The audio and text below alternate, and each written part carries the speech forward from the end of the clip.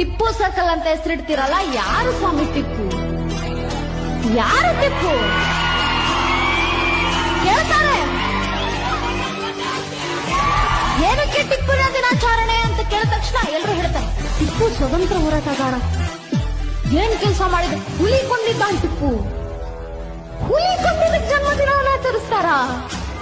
ಅಲ್ಲ ಸ್ವಾಮಿ, ನೀವು ಒಬ್ಬ ವ್ಯಕ್ತಿ ಹುಲಿ ಕೊಂದ ಅನ್ನೋದಕ್ಕೆ ಅವರ ಜನ್ಮದಿನವನ್ನು ಆಚರಿಸಬೇಕಂದ್ರೆ ನಮ್ಮದೇ ಕರ್ನಾಟಕದ ಹಲಗಲಿಯ ಬೇಡ್ರು ಆಟ ಆಡ್ಕೊಂಡು ಕಲ್ಲೇ ಹುಲಿಗಳನ್ನು ಸಾಯಿಸಿದ್ದಾರೆ